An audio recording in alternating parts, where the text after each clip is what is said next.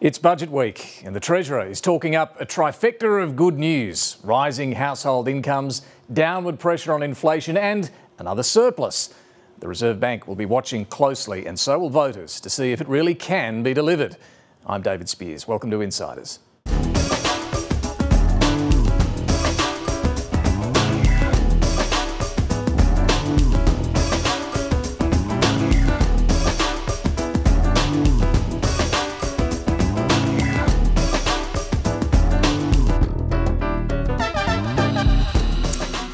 On Tuesday night, Jim Chalmers will deliver his third budget. Much of the detail has already been announced, including a new housing deal with the states, unveiled yesterday. There will be some new measures expected to include further energy bill relief and tax breaks to drive investment under Labor's Future Made in Australia plan. But the main test for this budget, at least in the short term, will be whether it helps or hurts in the fight against inflation. The Reserve Bank Governor has warned another interest rate hike is still possible, and she will be watching closely to see the details of this budget. The Reserve Bank has kept interest rates on hold today, but the bank's boss has warned that it's too early to declare victory against inflation and that another rate hike can't be ruled out. The Reserve Bank telling Australians with a mortgage, no relief yet, and don't hold your breath. There are risks, and at this stage the board is not ruling anything in or out. Some economists believe the central bank missed an opportunity. To hit the Reserve Bank's targets, you would think they would need to increase to get inflation back to 2.5% quicker than they're expecting. The rate rises in the system are putting a lot of people under pressure. Especially the Treasurer, with concerns his budget next Tuesday could fuel inflation further. What we are really trying to do is slow things enough to bring inflation down without tipping the economy into recession. Anthony Albanese is promising next week's federal budget will deliver cost of living help without fueling inflation. Our government's number one priority is taking action to help with the cost of living without adding to inflation. I just don't think the Australian public can afford 3 more years of an Albanese government. At the front end of this budget, there will be a primary focus on inflation. Towards the latter years of the budget, there will be more of a focus on growth. I'm pleased to hear, mate, because they're sick of taking the same photos of me. We've got to sit down. Come naturally close, mate. Okay, good. Labor will pledge an additional $11 billion for the housing shortage crisis in next week's budget. $9.3 billion for a housing and homelessness agreement, $1 billion for new infrastructure to assist with social housing, and $1 billion to be available for emergency housing and shelter for women and children escaping domestic violence. More homes to rent, more homes to build, more homes for Australians who need it. Okay, we're good. Thank you. Are you good, mate? Yep. Yeah? Okay, thanks, guys. And my guest this morning is the Shadow Treasurer, Angus Taylor. First, let's check what's making news. In the 9 newspapers, a man released from immigration detention when Peter Dutton was Home Affairs Minister has been convicted of carrying an illegal weapon after also being charged with the assault in the alleged bashing of Perth grandmother Nanette Simons. The opposition leader has been demanding the government take responsibility because one of the other alleged attackers was released from immigration detention on Labor's watch. He's yet to take any responsibility himself. A couple of pre-budget announcements this morning. The government will open another 29 urgent care clinics on top of the 58 free clinics opened since the election. The Health Minister says figures show they've been a success in taking pressure off public hospitals. 100 endometriosis nurses will also be specially trained and stationed in regional, rural and remote parts of the country to help women afflicted with the chronic disease. And in the Sunday Mail, South Australian Premier Peter Malinauskas has appointed former High Court Chief Justice Robert French to examine whether it's feasible to ban children under 14 from holding social media accounts. If a ban goes ahead, it would be the first legislation of its kind in Australia. The Premier says evidence is growing about the harm social media is causing to children's mental health. He foreshadowed the announcement on social media. Well, the Treasurer has a 2-word slogan in his pre-budget pitch. He says this one will be about relief and reform. Relief from cost of living pressures now, reform of the Australian economy over the longer term. But there's a third R word that will clearly be on the minds of the Treasurer and the PM: re-election. We're about 12 months out from an election, And the plan is for household incomes to be growing by then, interest rates to be falling and another surplus to be in the bank. Jim Chalmers just needs everything to go right from here. Let's see what the panel makes of it. We're joined this week by Nikki Sava, Jacob Grieber and Annabelle Crabb. Very good morning to all of you. David. Nikki, let me start with you. We'll get to some of the specifics on budget announcements, and we're seeing plenty of them in the days leading up to the budget. But in the week or so before Tuesday night, do you think the government has told the story of what this budget is about? I don't think so, not at all. I mean, it's very hard to know what the theme of this budget is going to be. And I'm tempted to quote Justice Lee on this, and I thank him very much for the word omnishambles. I think that has summed up pretty well in a more eloquent way than cluster. Right. What do you really think, Nikki? The lead up to the budget. Now, a lot of it has not been the government's fault, with, you know, international events, Middle East, etc., etc. And domestic issues. And domestic, awful, terrible things happening. But a lot of it has been. There have been things that have happened that the government should have handled a whole lot better, but instead allowed them to drag on for days and days. Do you mean in the budget space, or do you mean things like immigration that have... I mean things like immigration, I mean things like the rally and, you know, things that happened that really weren't entirely within their control, except in the handling of them. Yeah, and look, we'll get to some of those issues, but for the Treasurer's part, is it because he's not had the clear air, is that what you're saying? Or do you think his own message about the budget's been a problem? I think he hasn't had the clear air. And then we've had, you know, a few surprising things being dropped out there that, you know, don't seem to fit in with what the actual message is supposed to be. And this is the budget that is going to be most critical to the government's fortunes. There may or may not be another budget before the election, but this is the one that will decide whether or not they hang on to majority government. No pressure. At the next election. No. But if it's got to hang together, and there is no margin for error in this budget. It's got to be 100% right, because if for any reason it leads to an increase in interest rates, if they haven't got the setting rights, then they will wear it. Annabelle, omnishambles? No, I think omnishambles. I mean, I take your point about the climate of events surrounding the budget. I mean, what we're talking about here is the actual document itself and whether it makes sense, because budgets are sort of stories, aren't they, that governments tell electorates about where their priorities are. And this one is so weird because it is a pre-election budget where the government has no ability to do what they normally do in pre-election governments, budgets, which is shovel out. I love you and here's why, and here's how many billions of dollars reasons why. Because if there's a sort of a subtext to this budget, it's kind of like, what does this button do? Because, you know, all of the things that governments would normally want to do at this stage of the cycle are catastrophic for the reasons of contributing to inflation, which makes life worse for Australians. So essentially, it's a collection of undertakings that are designed to not make certain things happen. Well, and that is a pretty tricky one. The Treasurer, though, Jacob, says that there will be cost of living relief but downward pressure on inflation. There will be substantial investments but spending restraint. Is it possible to have the cake and eat it too? No. And there's probably nothing more miserable than to be a Treasurer who's ambitious, socially progressive, ahead of an election, and you're not allowed to splurge. You know, that's a hard place. And he's there partly because of his previous budgets. This is his third. This is the third budget in a row where we're looking at this juggle between, you know, he portrays it as trying to find a balance between not doing austerity, which I don't think anyone sensible is calling for, or spending like mad. He's going to sell this as, I'm down the middle, I'm neutral. Now that sounds good, but in a high inflation environment, which we're still in, that may not be actually what's needed.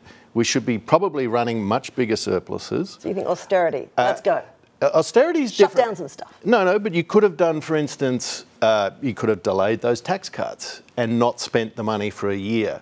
that would have taken weight out of the economy. And people are, one of the investment banks this week calculated those tax cuts are worth more than a percentage point on the interest rate that everyone pays. Sure, but they'd get absolutely smashed for it's that. It's political nightmare, but this is the misery I'm talking about when you're this treasurer who wants to be loved, but you can't do anything about it. That would be very courageous, Treasurer, wouldn't it? Look, there's no doubt, though, that, yes, lots of announcements that we'll keep hearing about in the next few days, but the main take is going to be what it does to inflation, whether this is going to make life harder for the Reserve Bank and therefore mortgage holders as well. And there's no doubt that the Reserve Bank Governor is, as she says, keeping a very close eye on the details Tuesday night. They want to help us beat inflation, so they don't want to try and add to inflationary pressures, but we'll just have to see what the budget comes out like, and then we can think about how that might impact our forecasts. Annabelle, often you have to read the tea leaves with Reserve Bank governors, but not so much here. It's very obvious. Her focus is on the inflationary impact of this budget. Yeah, it's just touch those levers and the puppy gets it, you know. And so if you have a look at the things that the Treasurer and other authorised people within the government have fed out so far, the story is, well, we're trying to find intelligent ways of easing cost of living without being an inflationary. So you've got things like, well, like the redraw to the HEX repayments, for instance, or, you know, assistance with medicines or... well, even the energy bill relief, which presumably they do again, they will argue it puts downward pressure on inflation. Well, that's money that people That's a nonsense. I mean, that's one of these things that's out there, and you can sort of tinker with the definition. The reality is someone else will pay for that energy bill relief. That creates freedom from the person who's getting the rebate or the cheque to spend that money elsewhere. That's a ridiculous argument. And you get a technical shift in the CPI, but that's also temporary. You know, and this is what the Reserve Bank's looking at when they talk about watching carefully. Well, there are a lot of economists saying what you're saying, that it needs to be a more contractionary budget. Not everyone, though. Ken Henry, the former Treasury boss, I spoke to him during the week for our podcast, and he argues it shouldn't be contractionary. The economy can't really cop that at the moment. He says it should be neutral.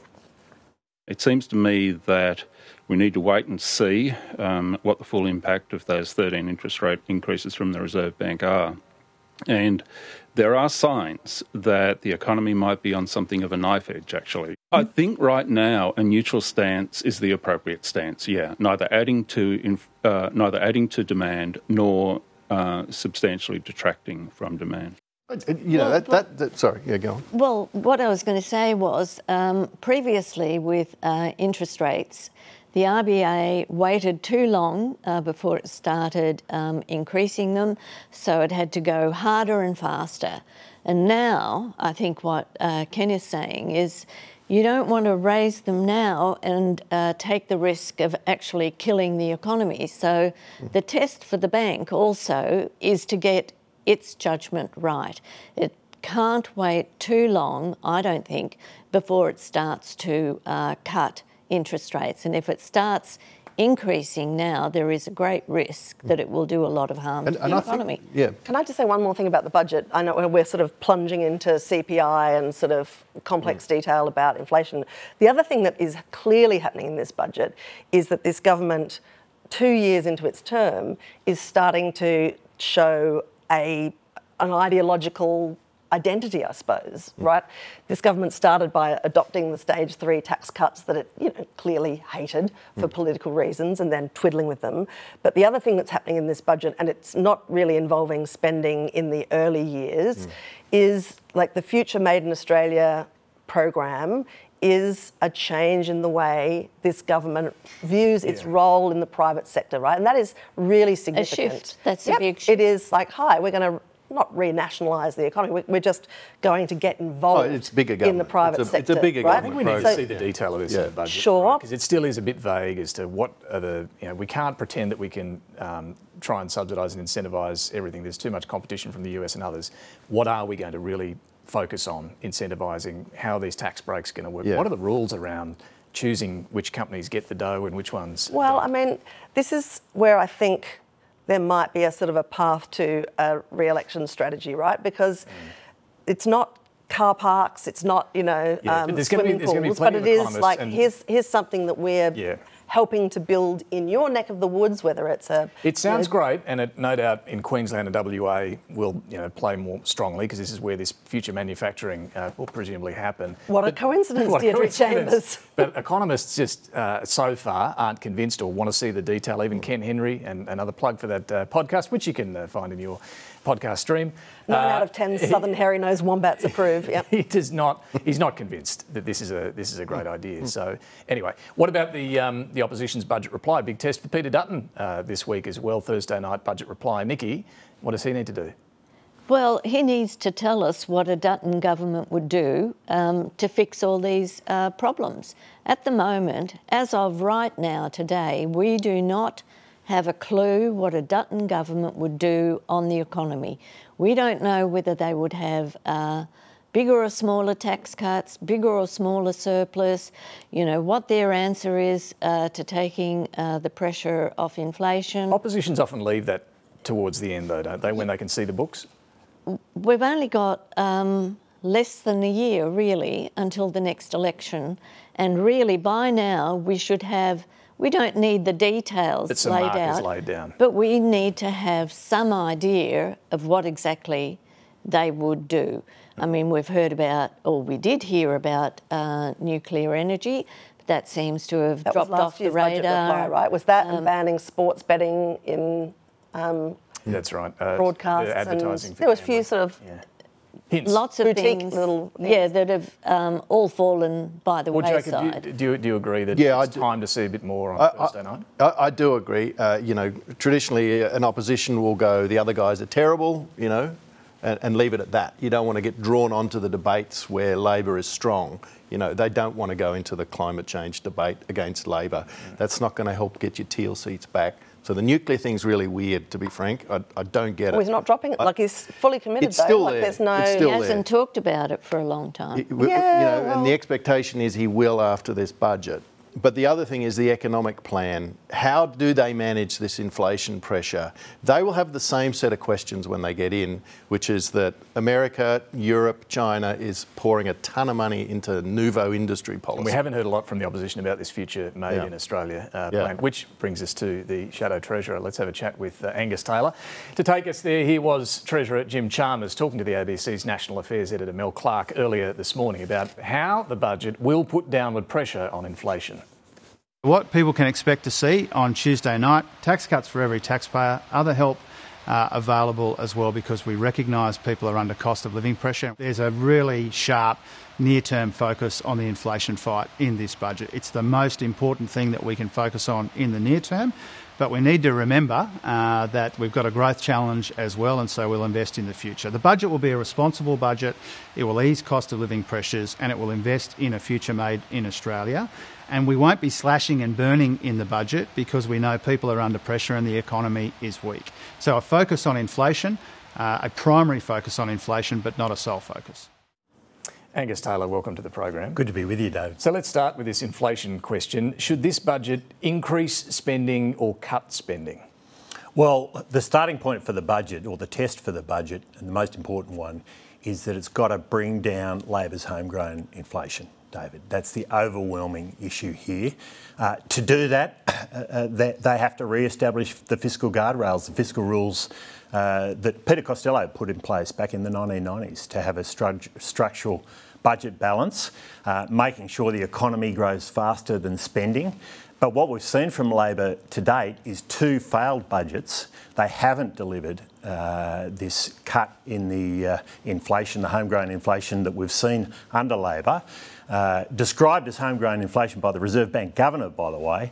And the result is that if we have another flop in this budget, Australians are going to pay a very, very high price. So just back to the question though, should they increase spending or cut spending? Well, they should be restrained in spending. They should make sure make sure that the economy grows faster than spending, and that's the exact opposite of what we've seen in the last 2 years. So to put this in perspective, we've seen $209 billion of additional spending from Labor since they came to power. So that's over $20,000 for every Australian household. I'll bet there's not many Australian households out there listening to this today who feel as though they've got that benefit. Yeah. And yet that's what they've done. There's $2 of spending initiatives for every saving initiative. That's not the answer. I've heard this $209 billion figure that you've used a few times. It's in the budget papers, David. It's a pretty big number. It is. To be fair, though, this does include the automatic increases in the age pension and other payments. Sure. All the spending you supported in last year's budget for job seeker and rent assistance. You're not saying they shouldn't have done that? Well, we've opposed $45 billion of spending through the budget. We didn't block supply, David. That's not something we're proposing to do, of course. But we've seen spending growing in real terms much faster than the economy in the last 2 years. We have seen a government that loves to spend. I mean, it's their natural instinct. Well, they say their spending increase is only 1.4%. Yours was 4.1%. It's the average over the last 30 years, 3.2%. So they're saying... Well, they're going back to COVID-era spending to do that. So going back 30 years. Over the last 2 years, what you've seen under this government is spending growing much faster than the economy. And these fiscal rules that were put in place by Peter Costello in the 90s are very, very important. They're part of the Charter of Budget Honesty. And they're essentially rules that ensure that government, when they're putting together their budgets, have a process where they do exercise restraint. That's not what we've been seeing. We're proposing to put those back in. This is a very, very important policy change. Labor took them out when they came into government. So you'd have a spending rule. What would that look like? Well, there's a couple of parts to this. One is structural budget balance, not windfall surpluses. So what we've got at the moment is a focus on windfall surpluses. You'd have a structural balance. You've got to have a shift over time to structural budget balance. Now, the way to get there is pretty straightforward. You do exactly what Matthias Cormann did from 2013 through to the pandemic, where you made sure that the economy grew at faster than spending. So that's not what we've seen. You'd have another spending audit like the Tony Shepherd spending audit. Well, I'm not committing to that now. We'll talk more about the processes, but the key thing is to get those fiscal rules back in place. Okay, so they have been in place. It's really important to emphasise this. They have been in place since Peter Costello. It's only the current Labor government that took them out. Well, let's look at the spending side. They did it because they love to spend at exactly the time when we need restraint, because if Australian households are struggling with their budgets and showing restraint in their budgets, it's time for the Australian government to show restraint. Let's talk about restraint then. Yesterday the government announced more than $11 billion new housing funding. The coalition criticised it because it had no new money. Does the coalition want to spend more? No, the point here is that the government committed or promised there'd be 1.2 million houses being built. There is nothing in any of what was announced yesterday that tells us we're going to get any closer to that target. And their own National Housing Supply Council has said they're going to fall short of 1 million at best. So should they spend more? And many commentators, no, they should just get back to basics. Here's the point. Spend less. If you want more manufacturing in Australia, which we all want, if you want more housing in Australia, you've got to get back to basics. What are the basics that you've got to get right? You've got to get energy policy right. You've got to make sure there's more supply coming into the market to put downward pressure on prices. You've got to make sure you get your industrial relations right, David, which ensures that we've got productive, competitive workplaces, which are good for both employees and employers. Right. On another area, you've got to make sure that government's not getting in the way. You're not over-regulating things. You're getting approvals done, not blocking approvals. These are the basics. If you don't get the basics right, you try to veneer over it with loads of government spending, and it fails. On defence, the Shadow Defence Minister Andrew Hastie says the coalition will spend more than Labor. Is that right? Well, I'll make the historical observation that coalition governments have always been able to stay within those fiscal rules that I just described and at the same time deliver a strong outcome for defence. And that's something that we need going into the future. There's no question about that. Look, the geopolitics we're facing right now, there's no doubt, they're very different from even a few short years ago. So you will spend more? You'll spend more? Well, we'll make sure defence gets the capability and resources it needs. We're deeply concerned about whether that's going on. That's a little bit short of what Andrew Hastie's saying. Well, I'm not going to give you the election budget details now. But what I'm going to say is that coalition governments have always found ways to make sure defence gets what it needs, and there's no time when that's more important than now. Look, the question for the Australian people is who do you trust to defend Australia in terrible circumstances? Well, we're talking about the budget. What about tax cuts? Well, you were asking about defence, so. Defence spending, which I'm still unclear whether you're going to increase. But anyway, let's talk about tax. Are you going to offer bigger tax cuts? Well, we've already committed to an important tax cut, and I think this is it's a crucial indicator of where we're going, which is to restore the accelerated depreciation that was in place for small to medium-sized businesses before COVID. Now, we do need private sector-led investment right now. We don't need government to do the investment. We need the private sector to do it. And the key to that, we've found historically, and we saw it when our time in government, was accelerated depreciation for business. So restoring that back to where it was pre-COVID, hugely important for small businesses who are struggling at the moment, but also hugely important to get the capital investment we need to have that low inflation, strong growing economy that we all want to see. What about personal income tax? Will you offer bigger tax cuts for personal income tax? Well, the really insidious effect we're seeing on personal income taxes right now is inflation. We've seen a 23% increase in personal income taxes being paid, and the best way to get personal income taxes back to where they need to be is to put downward pressure on inflation. So that's our starting point. That's the starting point. We'll give you the fuller tax package. Obviously, the accelerated depreciation is an important part of that we've already announced, and obviously we'll have more to say about the broader tax package. When the government rejigged the stage 3 tax cuts, you said you would proceed with significant tax reform, and you talked about those at the top end who were going to miss out under the government's changes. Are you now saying you might not? No, we said we'll deliver a tax package before the next election, which is in keeping with the stage 3 tax cuts. And critical to that is making sure that we don't see the insidious creep of income taxes, which we've seen 23% under Labor, but we've also made very clear we need to see more private sector investment. Right. And this is a crucial differentiation between us and Labor. They think the way to get the economy going over the medium term is to get the government to invest. We think it's to get the private sector to invest. Well, let's talk about that, this Future Made in Australia plan. What do you think? Where do you stand on this idea? And admittedly, we haven't seen all the detail, but we've seen some of the investments in solar panels, critical minerals processing, a quantum computer. Is this a good idea?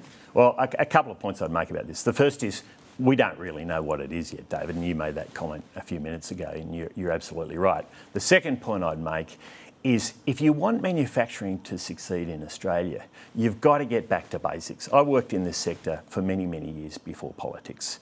If you don't get the basics right, no amount of government subsidy and investment is going to make up for it. You've got to get your energy. But is there any case for subsidies, given what's happening around the world with the US, with the Japanese, with the Europeans, all getting into this stuff? Does that make an argument for Australia to do the same? There's no case for subsidies whilst you're not getting the basics right. You've got to get the basics right. Now, we'll look at each measure as they come forward. It seems to be a grab bag of measures, but the key is to get those basics right. No, I appreciate your points there. Well, it's fundamentally important. I mean, we're seeing major manufacturers leaving the country right now. Qenos, who for years I worked very closely to make sure that they could stay in the country. That meant important gas policy, which the government has finally realised is relevant to making sure we've got strong manufacturing in this country. What about the subsidies we've seen for solar panel makers? Would you strip that away? Well, again, we haven't seen any of the details on this, and we'll wait and see. We've quantum computer several, yeah, exactly. So we've got $1 billion between the federal and Queensland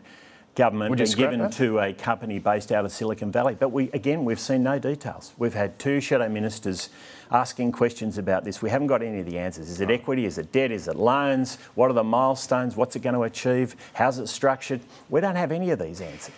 You clearly have concerns about government subsidising the private sector. Would you be willing to subsidise nuclear power plants?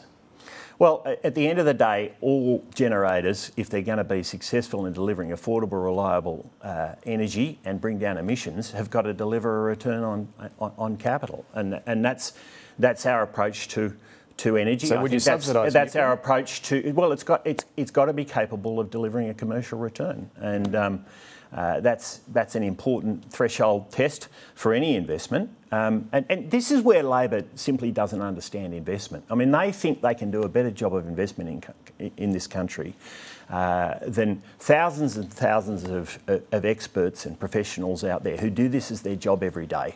But frankly, they haven't got a clue. Jim Chalmers has never been involved in this. Getting back to nuclear, do you think it would deliver a commercial return? Well, as I say, we're obviously going to have more to say about nuclear in time. But yes, I do, of course. I think any energy source that's going to be able to deliver affordable, reliable energy and bring down emissions at the same time has to be able to deliver a commercial return. And I think it will be able to, sure. Given the government's now, with its gas strategy, said, we're going to stick with gas for up till 2050 and beyond, does that weaken the case for nuclear? No, I don't think it does. I mean, I think the important point here is that the government's been mugged by reality when it comes to energy policy, and they've finally realised that we've got collapsing supply in Bass Strait and we need to get more gas out of the ground and more gas into our pipelines. Now, I've been saying this for many years. I've interviewed you and finally they've realised it. Now, I'm glad to see that they put out a set of principles the other day which are supportive of addressing that issue. I'm disappointed that it was only a set of principles. They've got to get serious about this.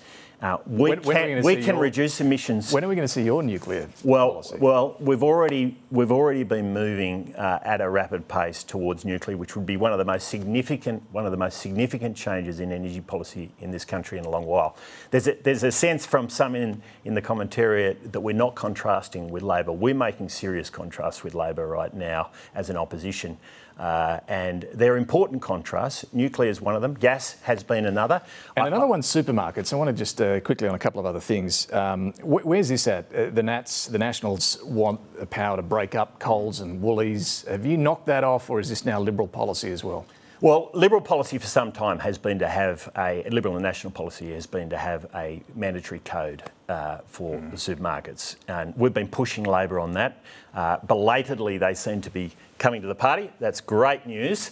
And that's a very, very important step forward, making sure we've got a competitive sector. We also have been upfront in saying we're considering further penalties for anti-competitive behaviour in the supermarket sector. We're working our way through that. And but what about a break-up power? Well, look, we haven't been frightened of divestiture powers in the past. I was the energy minister who put a divestiture power in place. A big stick in the energy sector, and we did see reductions in retail prices in the couple of years that followed that. So we have seen that work. So you're still, but as I say, we're working our way through that issue. The mandatory code, though, I'm glad to see that Labor's finally seen the light on the importance of doing it. And the RBA, there's still a disagreement between you and the Treasurer on the Reserve Bank, the plan to have two separate boards. You want all of the existing board members to go onto the new Monetary Policy Board. Yeah.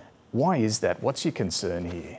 Well, we want to see a credible, capable, strong and independent Reserve Bank. The Reserve Bank's enormously important to making sure we get low inflation and low interest rates in this country, and we want to see evolution, not revolution.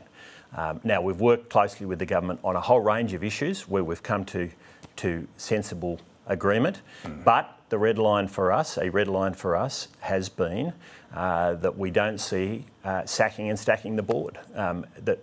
It's very clear that the Treasurer wants to be able to sack and stack the board.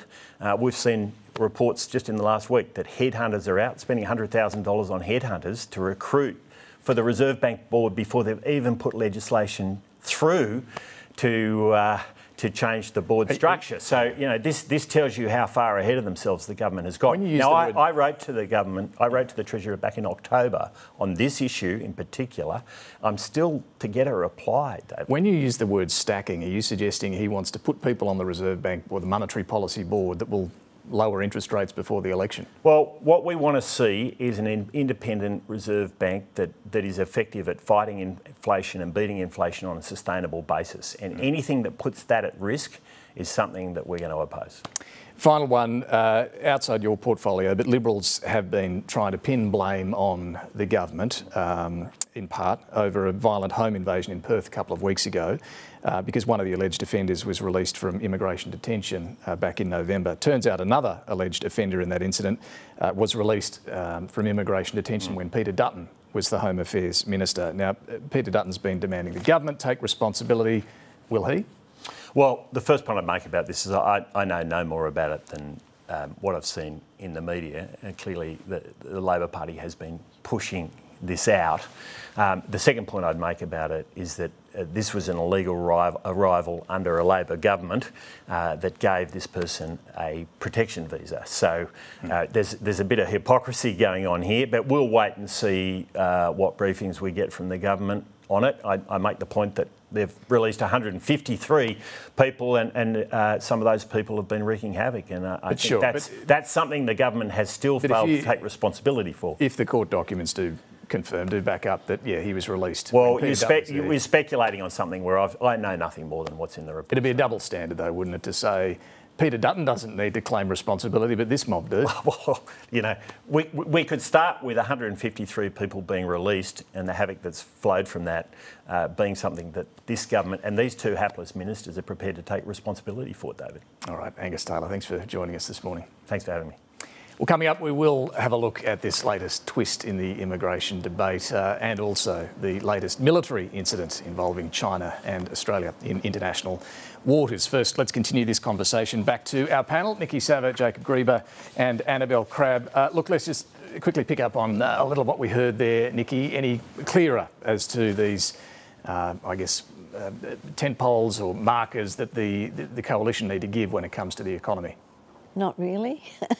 No, I didn't hear anything much in the way of detail there. Generalities about, you know, structural surpluses, but how do you get to those? We didn't really hear.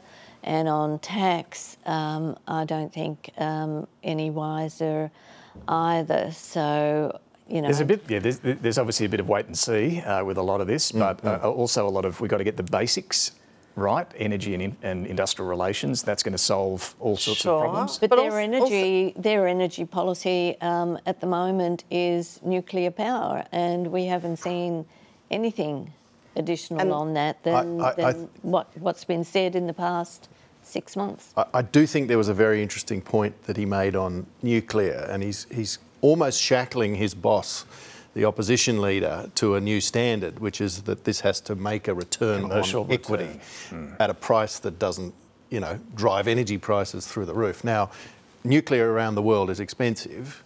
It'll be very expensive in Australia, especially in the initial phase, because we don't have a nuclear industry that can deliver that kind of thing. So that return on equity comment was very interesting. Yep, for sure. Very interesting. And I think that's going to be, you can see that internal debate inside the coalition does not look to have been resolved. Well, the coalition party room full of people who wanted to build a coal-fired power station not very long ago. So, like, I mean, the interesting thing about that interview, I thought, ideologically, was you're seeing this division on, you know, intervention or non-intervention as a government. And I think at some point Angus Taylor said, well, that's the difference between us. You know, Labor thinks, you know, loves to spend, wants to get its hands involved in, you know, private sector issues, basically. But, I mean, that's a bit cute because this is the same crowd who, through the direct action policy, is actually paying private sector organisations to reduce their emissions. I mean, like, that was an absolutely interventionist strategy.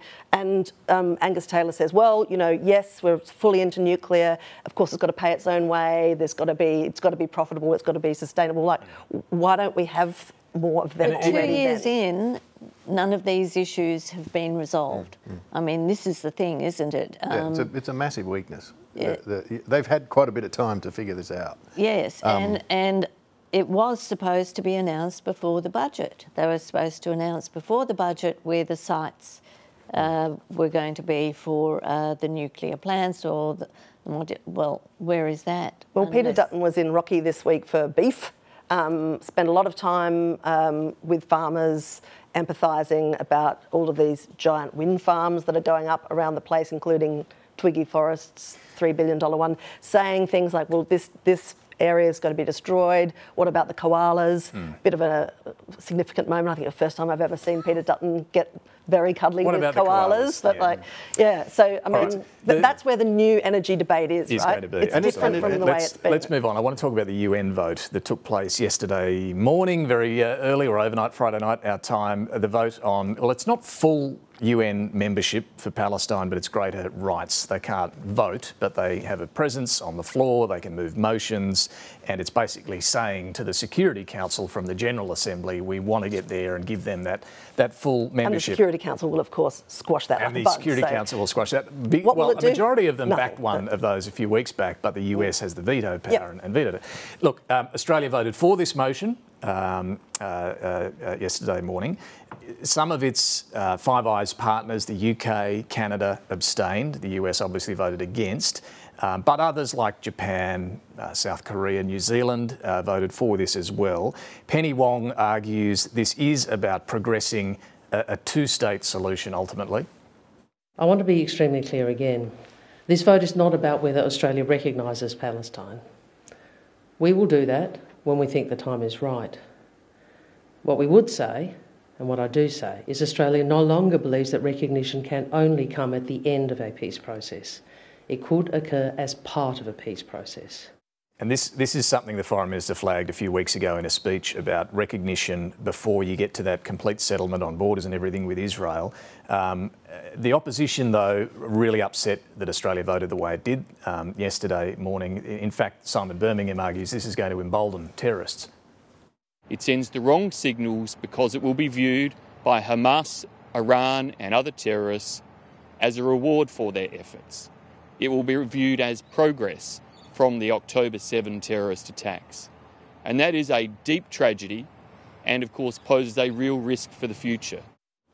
So the gulf between the two on this issue has only widened. Why did Australia vote the way it did? Well, I think the way that the Australian government decided to vote the way that we did was because over the last week, the wording of that resolution has been marched back so significantly that the resolution itself means so little that to oppose it would have been domestically more troublesome for the government than to back it. Now, the whole problem with this debate is that it's bumper sticker versus bumper sticker, right? Like, so the readout is, well, this is, you know, this is a sop to Hamas, right? Yeah. Now, Penny Wong says, could not be more specifically clear about this. This is not a resolution that is great for Hamas because it is pinned to the concept of a two-state solution, which is not what Hamas wants, wanted right? to destroy Israel. But like, there's a regional issue going on here as well, which I think is really interesting. I think it was powerful in the end with the government in the decision that it's made. Japan, South Korea, like this is countries in our region that are being put under stress by the foreign policy of China. The judgment was made, I think, to stick with our region rather than...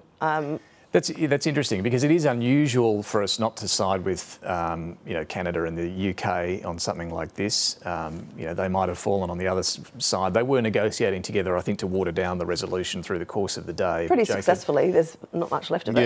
Yeah. But it is interesting, as Annabelle says, that, and the government's happy to point to this, Japan, South Korea, US allies have backed this. That gives them some cover, I think. But I think what you said initially, Annabelle, this is bumper sticker stuff. It's domestic politics. And the weakness here was, I mean, if you recall, Morrison was criticised heavily by Labor for wanting to move the embassy in Israel. And one of the criticisms was that he was doing it to appease domestic sort of interests. With the Wentworth by-election. Yes, and you can see the same sort of things just happened here. And it went down really badly in Indonesia. Yes, the Indonesians were furious about it, and even the Israelis were blindsided by it. They weren't told about it until they read about it and heard about it. So you got a similar dynamic playing out, and Labor probably doesn't rely on the Jewish community in most of its seats. There's one or two, so they're more worried about the seats that sit on the other side of this equation. I'm beginning to wonder whether this also affects the Teals. Those where the Jewish community is very strong and a big vote. Whether this brings them back to the coalition in a way. I haven't seen any polls. The backdrop to all of this is these university protests, the camps that we're seeing, Nikki, and the tensions have really been rising. Fortunately, we haven't seen the violence that we have, in the US. But there are things being said that are, as Penny Wong says, anti-Semitic. There's hate speech going on, in part, in some of these protests. And the PM's called out some of this, from the river to the sea. He's deplored that comment. But what more are they going to do? Well, I don't know at the moment that there is anything much more than they can do unless the situation escalates. We have seen protests, we have seen pretty horrible language being used, but if it goes beyond that, then there will be more pressure on the government to do something to get involved. But just back on the resolution, from my discussions with MPs yesterday, the general feeling was that this is in many ways a no-win for the government, because the decision was really not enough to please, you know, the hardliners in the Palestinian support group, and then went too far for the Jewish community, for the Jewish lobby. So really, I don't know that they've gained any more domestically out of this. There might have been a gain It's another internationally, example, isn't it, of the government but it doesn't move the dial internationally. It doesn't move this the thing dial. gets killed in the Security Council. It's just walking. Welcome to diplomacy. A very fine line. Walking that line, but also shifting Australia's position. You know, and you hear Penny Wong acknowledge that. It has shifted. Yeah.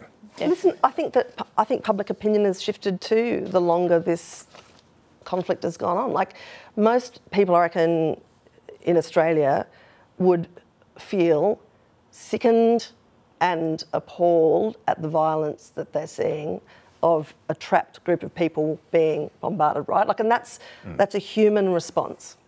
Then you've got another small percentage that have gone into the history of the, you know, and you'd have people, and all of those people, I think, would be additionally sickened by what happened on October the 7th, like grotesque acts. But listen, I think the problem with the university protests is, and it applies to the broader debate as well, is that there's this conflation of Israel with Jews and Palestinians with Hamas. In this country, we are, I mean, everybody in this country, with the exception of First Nations people who've been here for tens of thousands of years, is either, you know, a colonist or an immigrant or a refugee. And both of these groups of people, right, Arabs and Jews in this country have in the last quarter of a century experienced the same thing, which is getting on a bus and looking at everybody else on the bus and thinking, are you making assumptions about what I think based on my appearance, right? Yeah. And that should never happen in a nation of immigrants. I just think it is fair enough.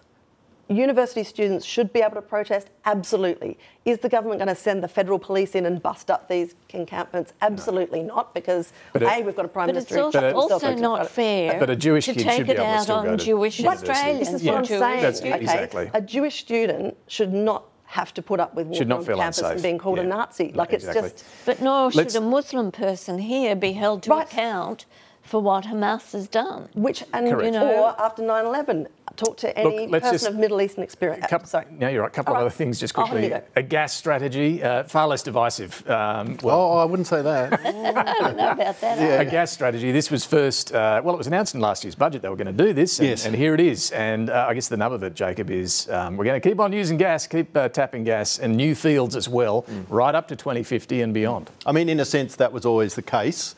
A year ago, if you recall, the industry was sort of under siege. Labor was making all sorts of decisions about prices and caps, and you had the safeguard mechanism being introduced. Offshore investors getting very nervous. Tokyo, 40% of the place runs off Australian gas. You know, they get very nervous when we start talking about gas. So Madeleine King, the Resources Minister, put this into place. She's been consulting, and it's, from her point of view, it's a way of reminding parts of Australia that are vehemently opposed to gas that there are other interests at play and other trade-offs in play.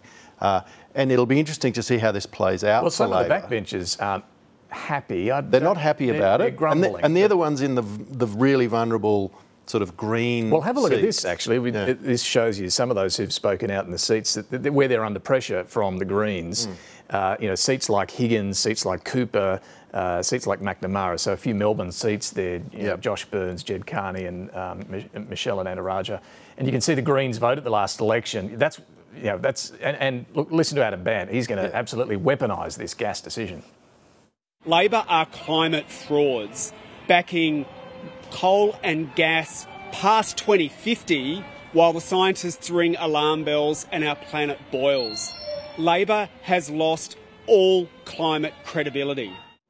But, Nikki, it'll probably help them in Western Australia in some of those seats. Well, this sort of goes back a bit to the shift that we were talking about before, where Labor has moved, I would say, closer to the centre on a whole lot of things. And it was put to me yesterday in relation to this gas decision, which is actually going to be woven into Future Made in Australia, that you can't out-green the Greens.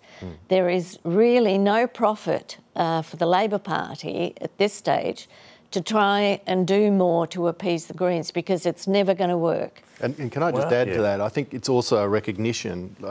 They're definitely tying it to the whole manufacturing thing. That's been a critical thing in this gas strategy. But it's also a sign, I think, every poll, every focus group that I ever hear described to me, the difference from 2 years ago, the climate issue has slid down the priority list as the cost of living and housing stuff has come up. And energy is a critical part of that. Just very quick one on this immigration story. It does complicate the coalition's pursuit of the government. The revelation that one of those alleged offenders in the home invasion in Perth was let out when Peter Dutton was Home Affairs Minister. Oh my God, look, this whole thing has come about basically because a series of governments wanted to annex to themselves the authority to detain people, to keep them, you know.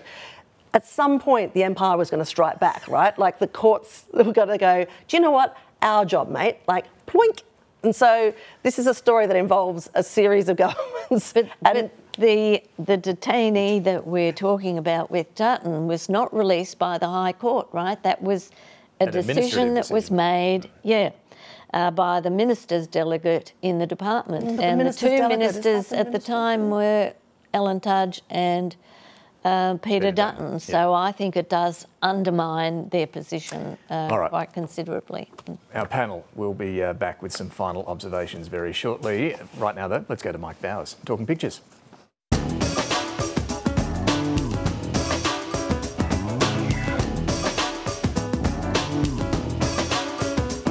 I'm Mike Bowers and I'm photographer at large for The Guardian Australia. I'm talking pictures this morning with comedian Alex Lee, and we can add Alex, genuine Hollywood star. Yes. A friend of mine was watching The Fall Guy in a cinema and audibly yelled, "There's Alex Lee!" Yes, that's the reaction I want. Congratulations. Thank you. It's getting colder and the leaves are turning red, and it's almost time to see if our government is on the money with, of course, Budget 2024. Alex, there's kind of a beautifully absurd and wonderful theatre to budget, and really lovely, the budget tree has become part of that theatre. Jim Chalmers this week really embraced it and was kicking leaves around. A beautiful David Rowe cartoon, yes, I love this Jim one. and his dragon. It's not the time for scorched earth austerity, right? Right. The dragon, yes, it can scorch the earth, but also known for hoarding gold. Yes, so, exactly. I love this, Alan Moyer. He's got the two elephants in the room. Don't mention the thingies in the room. The cost of living elephant and the interest rate elephant. Yes. Munching on money and the rest of us get peanuts, I suppose. That's right. And in this metaphor, I guess, if the interest rates are eating our money, then the banks are having elephant for dinner? I must be, yeah.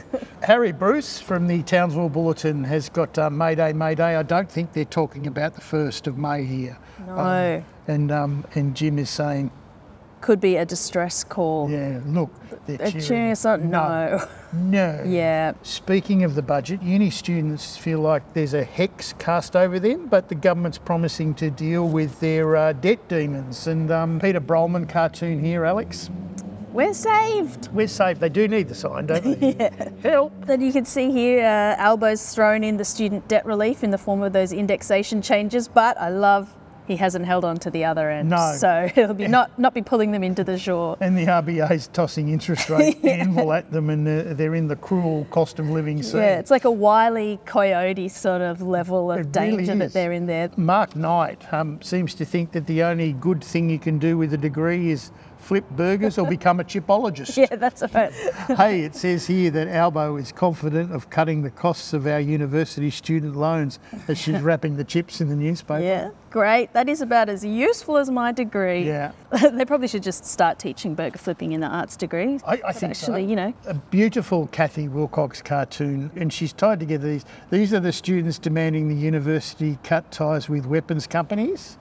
And these are just practising for life with unaffordable housing and a HECS debt. Yeah. To be honest, if those tents don't leak, they're probably more waterproof than some of the share houses I lived in at uni. Fiona Katauskas has picked up on the Met Gala, the debt gala here. Is, Love this. It's no Anna Wintour production, but it does reflect the zeitgeist. Yeah. Beautiful design here, HECS debt, burden, and interest rate outfit. And the bills. The crippling bills. Falling off. I love that. It's a very heavy mortarboard. Yeah. Next year we'll see Zendaya dressed as the NDIS or something like that. Alex, the stakes were very high and there was a lot of bull as our leaders headed to Queensland, Rockhampton actually for Beef Week. That's right. And I think, you know, Albo here, every time I look at that picture, I swear that brim of his hat is getting bigger and bigger. Yeah, it's all hat and all cattle. Yeah, I think it takes a lot of balls to come up and front up with those farmers. Yeah, watch your beef. Yeah. Peter Dutton didn't choose an Akubra, he chose just the baseball cap. Some hide turning up here. Yeah. Without a proper hat. This Brett Lethbridge cartoon, what's good? Everything except no one is touching the beef Wellington. Yeah. This one took me a few seconds to get when I did. It was very satisfying. The Patterson effect refers to Erin Patterson, of course, the alleged mushroom killer. I think Mushroom Week was probably a pretty quiet one this year too. Alex, it's been a great pleasure unpicking the events this week. I'll let you do the honours. Back to you, David. Alex, thank you. Thank you, Mike. Time for some final observations and very quickly, a very happy Mother's Day to all the mums out there, including my mum, my nan, my wife. I hope everyone has a great Mother's Day. Thank you, and thanks to my children who are enraged that I'm here. Listen, we talked about university protests, but there's going to be a lot in this budget that rejigs universities, that cutting the repayment rate for HECS, also putting a cap on international students, which is supposed to ease the housing pressures, but also knocks a big hole in our second biggest export industry. What there won't be, I predict, is a wholesale undoing of the Scott Morrison arts degrees will now cost twice as much and maths degrees half as much because we want people into STEM. Didn't work, didn't shift the needle. Government accepts that that was a misstep, but I think we'll not correct it in this budget. Not yet, not yet. It's going to take lots a bit of other stuff though. Yeah, Jacob. Oh, you stole my thunder on the mothers out there. You can go there too. That's all right. Happy Mother's Day. There you go. You got to do it. Interesting to see. We've got the new budget. There's still a bunch of stuff left over from the last budget, and it'll be interesting to see this week whether they get to the petroleum resource rent tax, which is a delicate dance between the Coalition and the Greens in the Senate. They need to get that through at some point. But maybe we're in election cycle now, so it's all scorched earth. Nikki? If the budget hits the mark, there's a growing confidence inside Labor that they could still get majority government at the next election. But there's also recognition that a few other things need to happen, particularly over the winter break. The Prime Minister needs to travel less, talk less, and reflect more.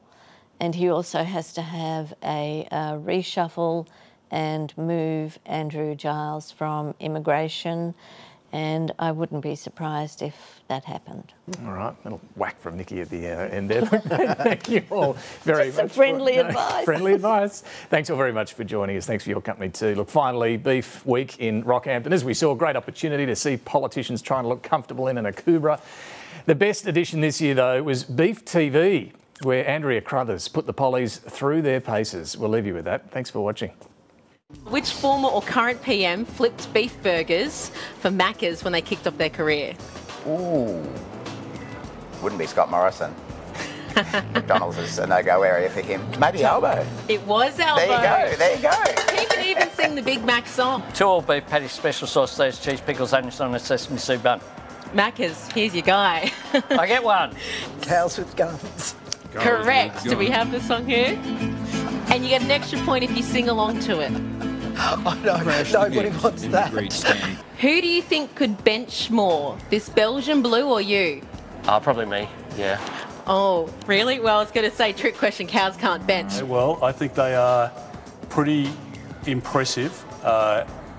Testicles that continue to get stolen. You're making us all feel very excited about being here.